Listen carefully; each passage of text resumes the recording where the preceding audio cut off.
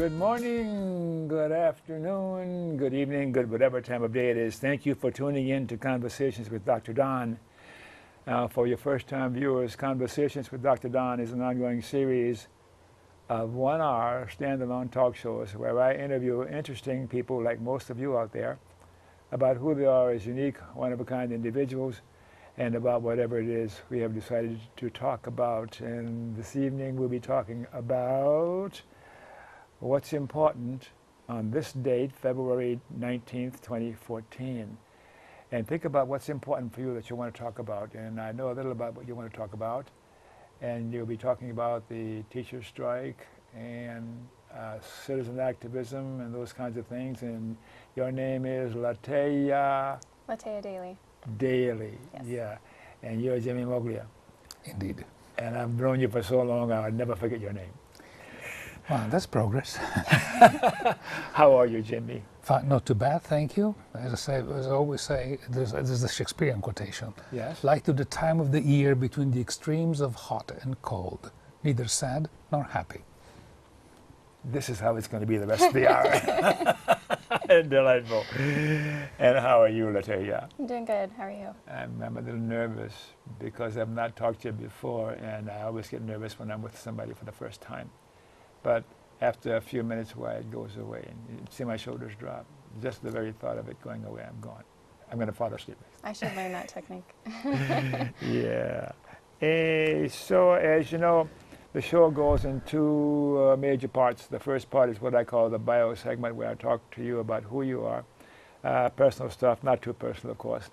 And then the second half of the show, we'll talk about what's important and the things you think we should be talking about this evening. That's going to be useful and enjoyable too. So let's get started now with the first half, or first part of the show. Who are you? I'll say a few words about myself, and I'll let Jimmy say a few words about himself, and then we'll grill you about who you are, because people know who we are. But as I said before, there's a few new viewers out there who maybe don't know. I am Don Baham, born in 1928 in New Orleans, Louisiana. And I'm red, white, and black racially and culturally. I'm called a Creole and something like that. I'm a recovering Catholic. I'm now an agnostic. And I have a PhD in clinical psychology, among other things. And I was a technical writer many years ago, but before that I was a mechanic who worked on airplanes, and I'm so old I've done so many things. And then I had a clinical practice in psychology in Southern California for many years. Finally retired and moved to Oregon because I wanted to come to this beautiful country. No, it isn't that beautiful. Don't you guys come up here. We've got too many Californians already. And I have a lovely wife, Pat, who was here earlier, but she's gone home now. And 5 grown daughters and great-grandchildren, and I've lost count. There's been so many.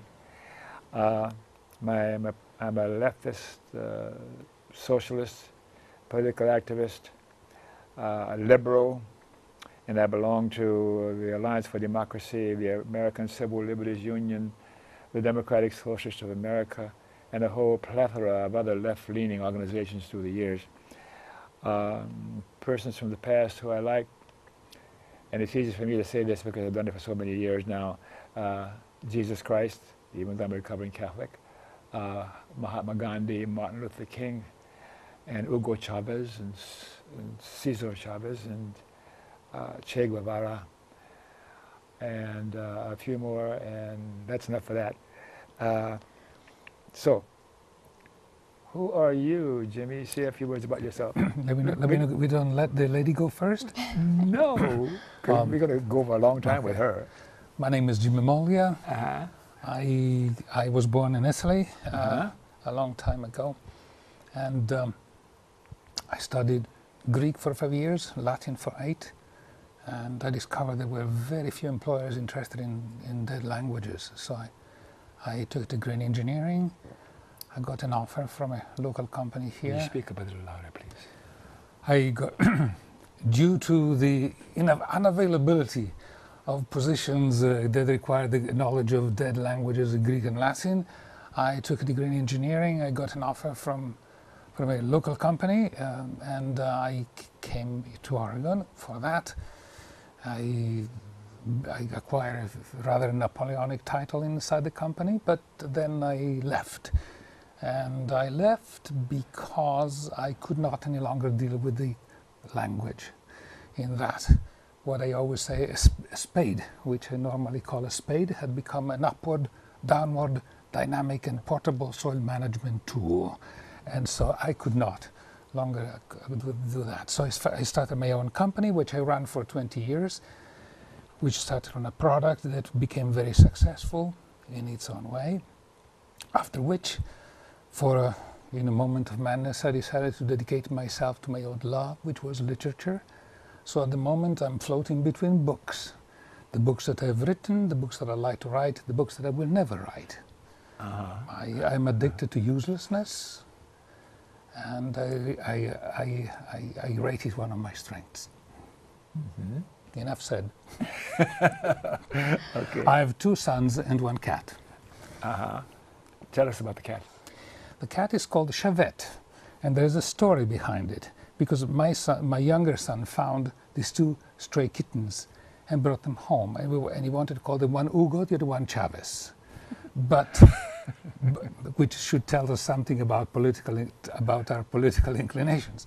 However, it turns out that they were females, and the little one was lost. Only Chavette remained. So Chavette, we had to turn it into a feminine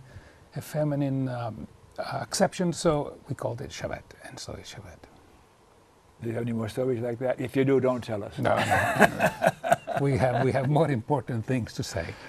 I have enjoyed Jimmie in so many ways over the years, and I look forward to more years of enjoying him. But, Mutual. Yeah. We'll talk about it later. I think it's enough said. We belong to a mutual admiration society. I do poetry too. Another Shakespearean quotation. There is not a wise man in 20 that will praise himself. So, enough said. Okay. Are you ready? Sure. Okay. And tell me your full name again. My full name is Lataya Dailey. Mm-hmm. Do you have a middle name? I do, Lataya Crystal Dailey. Crystal. Mm-hmm. Why did you get that middle name? Actually, my grandfather's favorite singer at the time I was born was Crystal Gale. Oh, yeah, that sounds good. Yeah. Anything significant about your cultural heritage that's worth commenting on? Well, my dad was adopted, so I don't have any information on his background. Him and his twin sister were. My mother is German and Irish. There's not a whole lot to tell about that, I guess. Yeah. And where were you born? I was born in Billings, Montana. Montana. And how long have you been here in the Portland area of Oregon? Let's see, I came out here when I was 14. 14. Yeah, and I'm 29. 29? Yeah. Yeah. And how do you know my friend who turned me on to you, Jamie Partridge? Jamie Partridge and I met during Occupy. And he's definitely been kind of a role model for me since, so I've always kept in touch, and we worked on the United States Postal Service issue together. So yeah, he's quite a man, isn't he?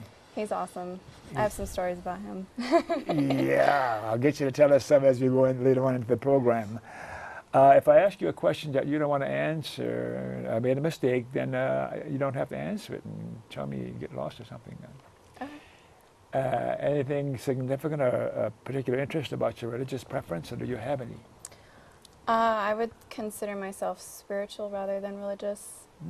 What does that mean, spiritual? It means that I definitely believe in higher power than myself, and that I believe in that we were created. But I don't agree with I don't agree with any organized religion that I've ever learned about. So I just try to take the good from each and apply it to my life. How long have you thought that way about religion? Probably since my early 20s. And what do you do now in your 29 years in the workforce? I stay at home with my 2 children. Oh, you're holding on me. How old are the children? 4 and 8. 4 and 8. What's their names? Lexa is the 4-year-old and Syra is the 8-year-old. Are they going to see you and I give you a DVD of this show? Yeah, they'll definitely probably watch. And how about your formal education? How far did you go? I dropped out of high school my junior year, Mm-hmm. and then I went and enrolled in massage school and finished that about the time I should have graduated high school. And I haven't had any training outside of that. Yeah, I dropped out of junior high too. Yeah, I did. And many years after that, I went back to school and went back to school, and I'm still back to school after all these many, many years. But I did drop out of junior high. And there's a guy who you came in with who was pretty good looking. I tried to get him to come on the camera with you, but he wouldn't. And who is that guy? Oh, that's my husband, Brad. Brad? Mm-hmm. Yeah, did you like him? A little bit. Did you hear that, Brad? You're going to get it when you get home. Your political persuasion, are you left, right, or center, or what? I definitely lean towards the left, but growing up in Montana, I still think I have some roots in some more conservative views. I actually don't like to label my political views because I don't think I've found one that I agree with every aspect of. Of course. So I think I just kind of go with what makes sense to me. When I talk about myself and how I stand politically and on social issues like that, I don't see that as a labeling for me. If I'm labeling, then I'm blocked. I'm dead. There's no even talking about anything else. So I don't see myself as being labeled. Any memberships in political or social or civic organizations? I don't belong to anything. I've definitely done my share of being connected to Occupy. I am a socialist. I'm totally fine saying that because I don't think I've never come across anything in socialism that I don't agree about. I like a lot of the IWW type of political standpoints, the International Workers of the World. IWW, say that again, International Workers of the World. International Workers of the World, yeah. That's a socialist organization, isn't it? Yeah. Yeah, okay. Okay. Anybody from the past or alive today that you particularly admired or look up to? Martin Luther King and Ginger Rogers were my first kind of. Ginger Rogers. Yes. So you were tiny when she was running around, huh? Yeah, I grew up in dance, and there's a quote that I had on a shirt, and it says, "I do everything Fred Astaire does, but backwards and in high heels." And for me, that stuck with me, because I think I realized sexism was an issue for me early on that I didn't agree with, and I think she was the first positive female role model that I had. And Martin Luther King, he definitely, being in Billings, Montana, there's a lot of racism there, and learning about him, even in the most political correct format in school that they teach, it definitely shattered a lot of what was going on around me and helped me see through things. And he was very much about individuals being individuals and not like the color of their skin or women, and that I kept that with me too. Okay. So then, Occupy, the Occupy movement. What is the Occupy movement? You say a few words about that. Well, for me, I wasn't very active politically before Occupy. It felt really hopeless, so I just kind of tuned it out. But when Occupy happened, it was a bunch of people taking to the streets, and it was so exciting. And I think that Occupy was kind of a call to action. It was there's things that are wrong, let's talk about them, let's take action. I don't think it was a group of people. I think it was more of like a social movement and awareness and an awakening. And it definitely changed my life, and I don't think it's been the same since Occupy. At any time you can step in here and ask a question or comment, Jimmie. What is the status of Occupy now? There's a lot of people from Occupy that are still active, but I think Occupy, the methods that we were using to organize, they're not being utilized. It's pretty much, it is a group of people that are all plugged into different avenues now. So Occupy is not a group or an organization that is active, in my opinion. So it's remained an idea then? Yes. So it's hard to tell what its future will be at this point in time. How does Occupy compare with the Arab Spring or what's going on in other third world countries around the world in the past 10 years or so? Seems to be an upsurge in rebellion, revolt against existing systems and dictatorships and that sort of a thing. It sort of like reminds me of Occupy. Yeah, I think that those things happened first, like Arab Spring happened first, and then it kind of came over to the United States. I don't think that we were definitely not as forceful, because in our country things happen in a way, even our rebellions are kind of nicely done. I mean, we knew there was problems and we marched and we took action that way, but they were very radical, and it got violent, and we never got to that level.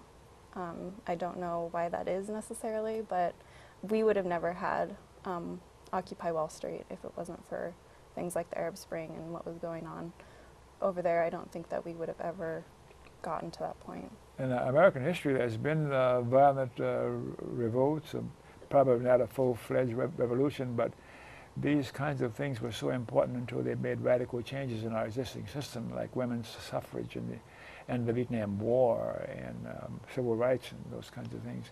But as a complete revolution or revolt, radically changing the existing economic system in this country, I don't know if it's going to happen, but something's going to change. I'm very old, so I want to see something change before I pass away. And it's you people who are going to carry the torch. Trying. So I'm glad you're doing what you're doing. Thank you. Yeah. Anything more before we take a break? Well, Jimmie? no, you were saying that there have been many revolts in various spheres, particularly I'm just thinking about the movement, or the rather bloody rebellions that were connected with the establishing of the unions at the beginning of the century, or just before the beginning of the centuries, except that it's part of the halo or the style or the nature of American history that is all histories are selective. All history is written by the winner, and of course the winner has been a class here. And so the episodes that characterize the movement that somehow are connected either platonically with or non-platonically with the Occupy movement are buried under the ground, and nobody knows about it. Few do, so there is not much to be said. But there is the element of fire, the fire that drives people to revolt is there, or has been there, but it's always been carefully managed, in my opinion, anyway. So, or mismanaged, whatever. Is the system that exists in America today, the economic and social system, likely to be overthrown in the near future or the far future? I would want to hope the near future. I think that we're all kind of realizing how bad things are, and if not, we're starting to. And I think that it's going to have to get to the point where everyone's suffering for everyone to take that huge jump. Mm-hmm. And I would hope that would be sooner, because I have kids too, and I would like them to have a better situation going on than what we're dealing with. How will it unfold if there is such a thing as a revolution in this country? It wouldn't be pretty, but it would be needed. I think it would start with workers. Yeah. I think it would start on the level of labor. Or it'd be a bloodless coup, or people taking to the streets. And I'm thinking about what's been going on in the other countries, like in the Middle East and Egypt, and all those places like that. Those revolutions are suspicious. That's my view. I have not been there recently. I've been in the places, so it's somewhat suspicious because you don't know who is fanning the fire. Uh-huh. But as far as here, just one of the elements or the piece of news that I saw today, and it is not a conspiracy stuff. A place in West Virginia, and these things you don't hear on the media, but corporate media. But apparently, the military has built a fake city with underground and everything else. You can see it on our website. It exists. And the idea of having this a city run by the military, supposedly, is to have the military trained on how to run a foreign city. But according to whatever the commentator or the comments that were made on that, is really a ruse, or rather an excuse to see what to do if there is a sufficiently element of revolt here. And so which then feeds into Jesse Ventura's tenets, or whether information, you know, Jesse Ventura was an extraordinary And creature. he was the governor of what state? Minnesota. Yeah, yes. And but he maintained that I heard him saying that there were camps established all over the United States to make sure of emergencies. But this is not new. I think from what we read in history, if that is true, even at the time of the Great Depression, there was a great concern about this type of thing. So I don't know whether they actually built cities or encampments as they did for the Japanese, but the but the danger was there. And as you know, as we all know, rather, it was Roosevelt who saved capitalism by creating the Job Corps and all these good things. These are things that he said, so everybody knows about it. Mm-hmm. Taking to the streets, is that how it's going to turn out? I don't know, because you have to tell me very quickly. I don't know, because now the instruments of we'll call them repression, containment should be the politically correct, say, call it repression. The instruments of repression are so enormous that it would be like having an ant fighting an elephant, both very beautiful animals, particularly the elephant. But so it would be very, very difficult, because it would be crushed. If now, even just today, they condemned a nun, 84-year-old nun, to 3 years in prison for having succeeded in entering some nuclear facility, I don't know where, in Tennessee, spray painting, and put some signs on his tank.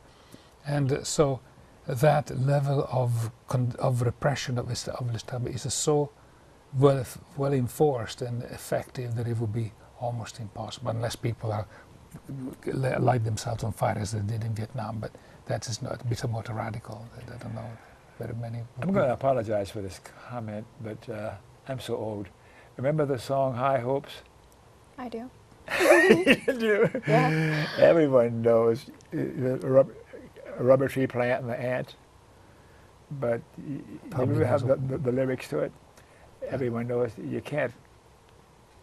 Ant can't destroy a rubber tree plant, but he had high hopes, and he did. So this is my thinking of what's going to happen in this country. What you said sounds it's almost impossible for the proletariat or the ordinary citizenry to have a successful people's revolt in this country. Nothing is impossible, and I'd like to be up. Never mind. I got to watch. I'm on so many lists already with the federal government. So. Well, one way that we've been kind of strong supporters of the people I know within Occupy and who are still active is to go around the system, to stop feeding into capitalism, to start being self-sufficient, to start using your money wisely and doing things like supporting clean energy and getting off fossil fuels, those types of things that will shift who has the power. And I think that is a very doable option, although they have been arresting people for doing things like collecting rainwater. So then, yeah, you get back to that militarized control of society that's, I think, always been there. But I think the United States is very effective at it. I mean, we are a war country, and they know how to do it, and it would be hard. But for everyday life, it's nice to know that you can at least not feed further into that system that you're trying to get rid of. No, individual action, individual is wonderful. But the question that Don asked, well, is it possible to have a movement that could be defined under normal rules? Would it be a rebellion, a revolution? I think it's impossible. Partly because, notwithstanding, we speak among each other because we are converted. But as we all know, the media machinery is very strong, extremely strong, and it's almost incredible. You have to find this information about the nun or about about the police that uses the tanks in the streets from in whatever. You have to find it on internet. This is good because you can find it still, but for the majority of them don't have the time. You cannot accuse them. You can accuse them of not having the time. Besides, let me interrupt you. There we go to her. Right? 2 days ago, this is a very classical piece of absolutely useless information. But 2 days ago, it was the 450th anniversary of the birth of Galileo, Galileo the astronomer, right? Yes, you have to speak up again, Jimmy. The birth of Galileo the astronomer, 450 years, 2 days ago, 15th of February, 1564. Now then, there was a poll, and I don't know whether the poll was accurate, I don't know whether the statistics were accurate, but according to the statistics, 1 in 4 Americans believes that the Earth circles, that the sun circles the Earth as opposed to the Earth circling the sun. Today? This is what the statistics say. I did not invent it. 1 in 4, okay, which means the 3 got it right. So, but still, it's the 25% that if there was only a sample of 5,000 people, so you can say probably it's wrong. However, it brings it allows me to mention an anecdote about Galileo's life, which is meaningful even today in terms of how to convince the people that something is right or wrong.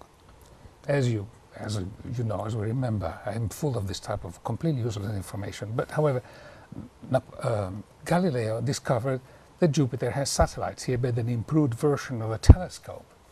And with the telescope, he discovered in Pisa that Jupiter had satellites.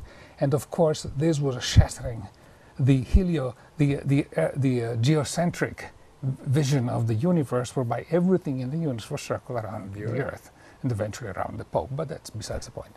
So, at this point, what to do? So the discovery happened in Pisa. The bishop, Pisa, Italy. The bishop issued a brief, and the brief said it was sinful to look through a telescope because it showed object that did not exist. Now, this is moving forward 450 years, is essentially the position of the corporate media as far as events happen on our planet. So there's a spying on everyone. It's not spying, it's national security. We're fighting the terrorists, but where are the terrorists? They even put the examples will be almost numberless, so it's useless to continue. But the idea of saying no, this is not right because I say so, because it shows objects that don't exist, is ingrained in a certain type of human nature, and has been developed to a great peak in this system, I think, including Europe these days.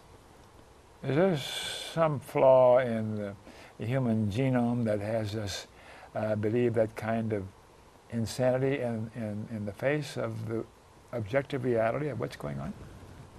That would be a question beyond me to answer.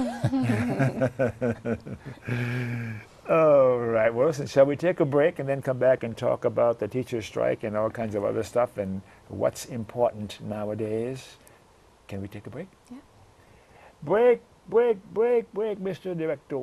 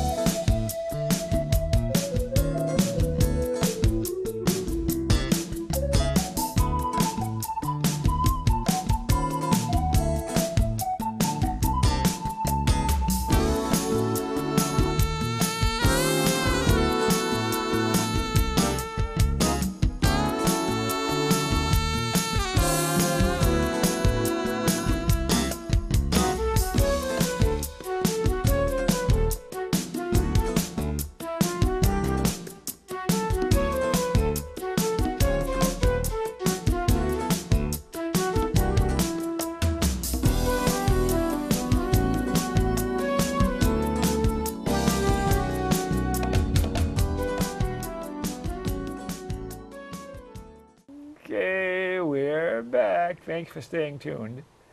And for your viewers who missed the opening of the show, Conversations with Dr. Don that you're watching is an ongoing series of 1-hour standalone talk shows where I interview interesting people like most of you out there about who they are as unique, one-of-a-kind individuals, and whatever it is that we have decided to talk about. In the first half of the show, we talked about who my guests are and a little about who I am for those who haven't seen me for a number of years. And now we're going to talk about what's important, what needs to be talked about nowadays. And before the camera started rolling, we were talking about the teacher strike issues that were going on here in Portland, Oregon. And things have been happening pretty fast, but we'll bring you up to speed with where the teachers strike stands today. And the International Longshoremen's and Warehousemen's Union, and we'll talk a little bit about unions in general because I was a union steward many years ago, so among my leftist credentials. And I have a few questions here that I might ask that we agreed might prompt some discussion that's going on. So why don't you start off for us about the teacher strike? Why is there a potential teacher strike in Portland, Oregon? And it's settled now. There is no strike anymore. So the strike was about, the school board had all this nice money set aside and they didn't want to provide the things for the teachers and for the schools, so the teachers voted that they didn't like what the public school board was offering them and they were going to strike. And we prepared a lot of things to help them during that strike. But who's the we you're talking about? Parents, Okay. Jobs with Justice, Portland Teachers, Solidarity Campaign. Okay. Yeah, there's like a lot. It was great. But then they reached a tentative agreement yesterday, which called off the strike, because that's what tentative agreements do. If a tentative agreement is signed, any strike activity has to cease. Uh-huh. But the teachers have not voted on that agreement. Uh-huh. So there is still a potential for a strike if they deny it. What do you think the teachers will do? Do you think they'll go along with it or what? What's your thought? Well, I did get to meet some of the people on the bargaining committee, and they seemed like they were going to advocate very hard for the teachers in the school. So I'd be surprised if they took a bad agreement. But I don't know because I haven't seen or heard any details of the agreement. I just hope that the teachers know that they have so much support that they are in the position to get a good offer and not have to take a bad one. So I'm just kind of waiting to see what happens. I'm thinking, though, that they'll probably agree. They'll probably take the offer. It's just kind of my gut instinct. So probably in the agreement is some better pay for the teachers. And what about standardized testing? I understand that was one of the issues that they were talking about, whether the students should be given standardized tests or there's some other way of assessing whether a student is qualified to pass on. Yeah, they wanted to push something called Common Core, which is it would be countrywide, and it would try to bring the schools on the same standard as what they were presenting it as. But really what it does is it limits what the teachers can do in their classroom, and it puts testing as the main focus for schooling. And that was something that they wanted to get to where it was not something that they had to push, that it would maybe be an option as for teaching, but not the focus. That was one of the things that the teachers were fighting for. The standardized testing, the size of the classroom, being able to bring in staff to have programs, to not cut funding for schools, which I did hear one is going to be completely closed, which is an alternative school. Those are the things that the teachers wanted in their contract, so it would be legally binding, because I think they're all smart enough to realize if something is not legally binding, you're probably not going to get it. I mean, the Portland Public School Board would have no responsibility to follow through with those things if it wasn't in a contract.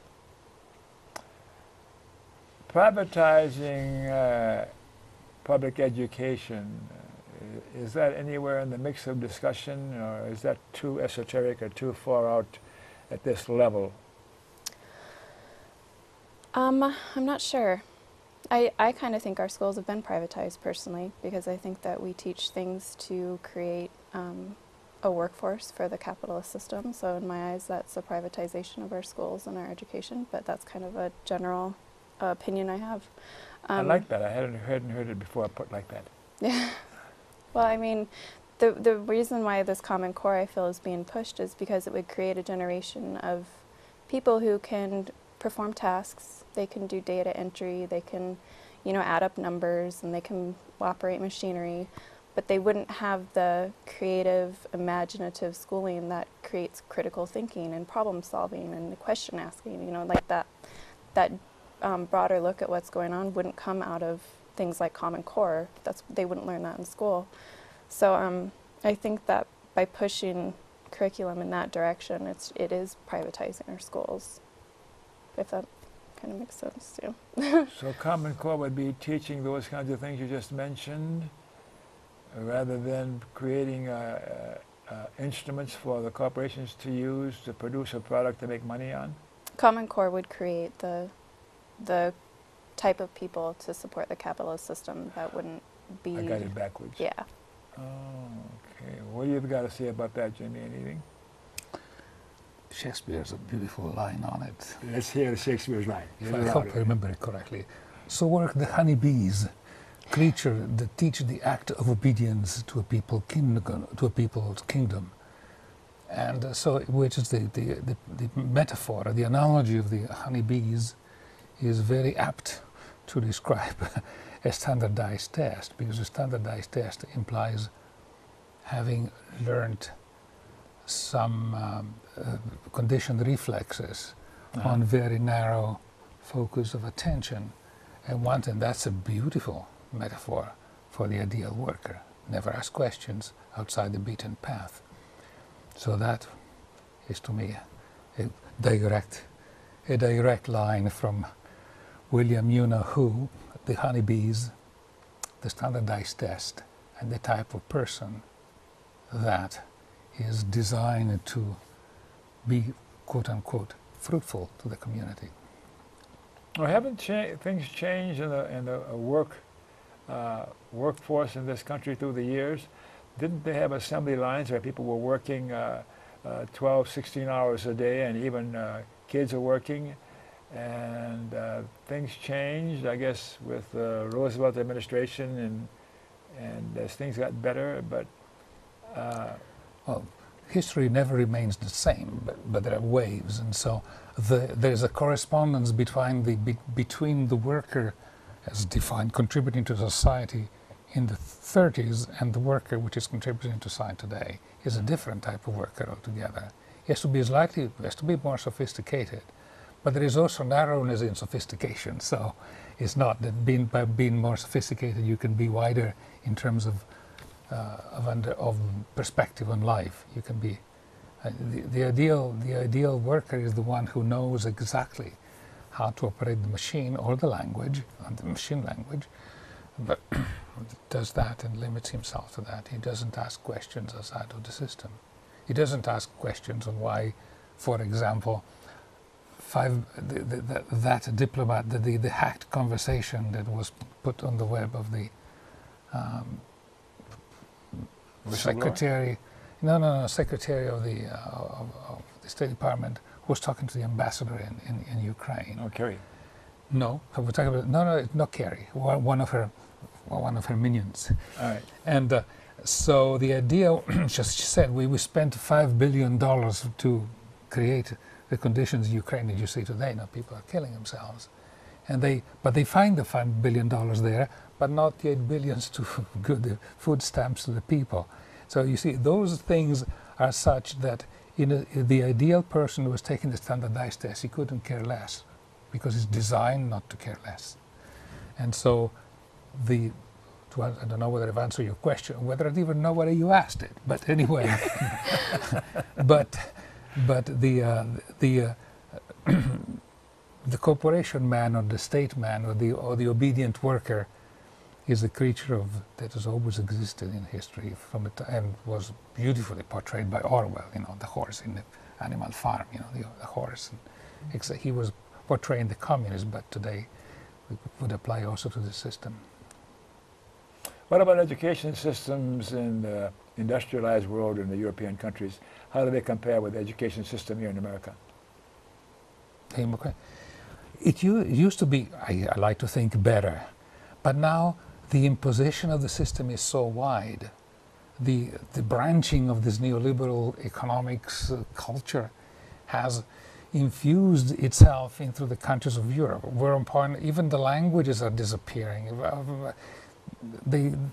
Some of the universities, they want to teach in English as opposed to the local languages. I was just reading the other day that somebody in Italy is trying to remove the history of art from the curriculum, from the subjects in high school. The history of art removed? Yeah, which is absolutely obscene, because people, as I was saying last time, people go to Italy not because of the Italians, but because of the art. And so this copying, this carbon copy of I call it the Los Angelization of the world, is continuing at an even rapid pace. It is difficult to realize how it is endemic. The embassies, the hat conversation between the diplomat and the ambassador of Ukraine is wonderful, because it shows, why don't you put this person in government? No, ask for this one.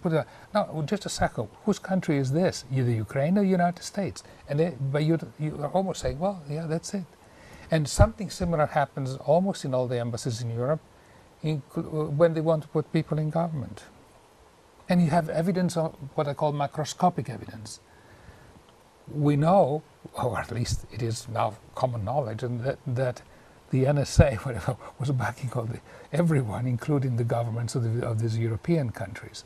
Including Angela Merkel. Okay, but this would be an episode that would at least call for the withdrawal of the ambassadors. Not at all. They all go along with it as if nothing had happened. And so this is what I'm calling subservience to the ideology, which is the neoliberal economics. And in the same hackneyed conversation, this lady uses a word which I will forbear to mention, out of my inviolable respect for the ladies, but she says, so Europeans, they wanted to delay the sanctions, whatever, and so send them to hell, which proves, in my opinion, the frame of mind that says, I am dictating what I want you to do, and you have to obey or else. And you see that. You see, it's obvious these days, I think, based on what happens, based on Assange being confined in the Ecuadorian embassy now for almost 2 years, based on the harassment that they do with people who try to write something which is against the grain of the system. So it's endemic. So the neoliberal model is moved into Europe with great stride and great success. So is this somehow connected with the ongoing battle between communism/socialism and capitalism of the West? Not really, because the left is dead, and the left is dead essentially in Europe. And what has remained of it is almost the same, changing many things and trying to be short because we have not much time. It's almost the same between Republican and Democrats. They say left and right, but not really. Not really. None. Nothing. So we better be quiet because we're leaving you here. What do you think about all we've been saying so far? Yeah, no, I agree, especially with that last part about, we're presented with this Democrat-Republican choice, but it's not a choice. It's all backed by capitalism, and the capitalists run our government, which is why I support socialism and labor and the IWW and anything that's worker-driven, because I think that it'd be great if we had labor as a choice in our government system, but it's not there. And the unions over in Europe, they took a hard hitting, and a lot of the things that happened in Europe kind of coincided with the downfall of all of their unions, and including the European currency. There are some of these countries, the unemployment is beyond belief. People are struggling, but they can no longer make their own money because they belong to the European Union. So it's austerity imposed from above, so to speak, austerity, against which there is no rebellion. And when the system, or whatever, when the embassy can dictate who's coming to the government, you got pretty well tied up what you have a pretty good idea of what's happening. So, back to the teacher strike, and it's temporary. It's not going to go on now until the teachers vote. And either way that it goes, what does this suggest that is going to be happening to the educational system in this country and in the Portland schools? Are we going to still be heading down the direction of becoming more privatized or less? Well, we're hoping to use the momentum that came out of the teacher support to prevent that. Like, we want to use the momentum and the good community that came together, because a lot of the community networked and came together in really big ways. And we'd like to use that to continue to prevent things like Common Core and to continue to push our schools down the right path, because it will continue to go down that direction, because it's only going to get worse if people feel like they aren't making a difference, because they're not going to fight. And that's why this was an important campaign for Portland and for Portland schools, because people that had never been involved in activism before stepped up. So if we can continue to use that momentum, I think it would go in the right direction. It would get away from privatization. We would be able to take back our schools and get teachers out there. Teachers are going to start running now for more positions. And Portland Public School Board members, there's already a lot of people saying we're going to get them out and try to get completely new ones in. I think it showed the path that our schools are on, and it shows us what we have to do to prevent it from going down that direction of privatization and Common Core. If you are effective in having the school system go in the direction that you need it to go, it's going to be contrary to the direction of the whole society and the whole system in our country. Mm-hmm. So that's going to be quite a challenge. It is, but schools would be a good place for it to start. I definitely think they would be, or it'd be a good place for it to start, so why not try for it? We have a note here that says, what's the connection between the teachers and the International Longshoremen's and Warehousemen's Union? Is there a connection between the teachers and that union? Well, I think that in Portland you can see a lot of similarities between what happens with the teachers and what is happening with the longshoremen. Both of them are attacked in the media. The teachers were attacked as well. Longshoremen have been attacked longer and a little bit harder.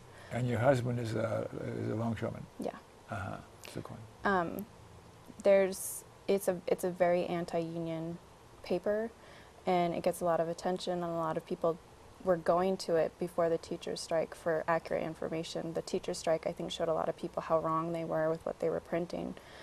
And the connection between the teachers and the LWU is that they're two strong unions in Portland. So when they're both being attacked by the same paper, and people are starting to, through the teachers' strike, realize that it's a good way for two unions to come together and to call for a boycott of the paper and to throw the media out there as what it is. And what's going on with our ports, the ILWU, they work for companies that make billions of dollars that don't pay any taxes.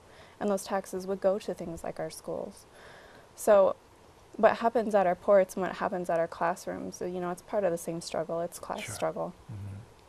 But it would be a good opportunity to make that connection and realize that we could secure more tax revenue at the ports for our schools. And the teachers could even go to the ports and demonstrate, longshoremen honor picket lines. It would be great to draw that connection a little bit harder, and for people to realize that what happens to one union will affect another. They brought in security for the longshoremen called Gettier, and they had security guards posted at every school yesterday. So the techniques that they used on the longshoremen, they're using on the teachers. Oh, scary. Yeah, neocons. Yeah. Yeah. Child care. What groups open their doors to child care? What has that got to do with the teachers' situation and what's going on? Well, when the teachers went on strike, a lot of people who could chose to support them by keeping their children home, but a lot of working parents would have had to have their children cross the picket line. So we organized a bunch of childcare, which was really important because a lot of people wanted it and a lot of people enrolled, and it just meant less people were crossing that picket line. And so if the children weren't going into the school, how would Portland Public Schools have operated our schools? No one would have been there, or there wouldn't have been enough enrollment for them to make money. And the four that I worked with that opened, or the five that I worked with that opened their doors was Pioneer United Methodist Church, which is in St. John's, the Hillsdale Community Church, ILW Local 8, Tabor Space, and an after-school program named Mavericks Main Stage. And I don't think they understand the importance that they played in ending this, because once that child care was up and running, they were able to take that weapon away from the Oregonian who was saying it was going to cause a division between parents and teachers because of child care. They were going to leave these children without anywhere to go. So these places you mentioned were places for child care, so that would take that issue away from the media to show the difference. Yeah, they were driving home the point that by having the children, the schools closed, the children would have had nowhere to go, and then when the schools opened, that it was going to cause a problem between parents and teachers, because parents would have been confronted with these picket lines at every school. So they used the child care, and these poor children, you know, they either need to be in school or where are they going to be. It made working parents especially feel like they had to have their children in school and they had to cross those picket lines because they had no other option. So the child care provided them an option. Well, you've been working pretty hard, and it sounds like you're doing a lot of good. Oh, thank you. And you and your friends, and you have to thank Jamie for sending it to me, and for sending Jimmie. No, Jamie didn't send me, you. So any more thoughts, comments about what we've talked about so far, what's been going on, what's important nowadays? Oh, I think it was excellent, and we could probably talk for a long time about the various issues, and so many burning. This month was particularly dense with events, both worldwide and here and local. I'm talking about what's what's going on in Europe and in Ukraine, and what's going on in Ukraine? Oh, we have 2 minutes left.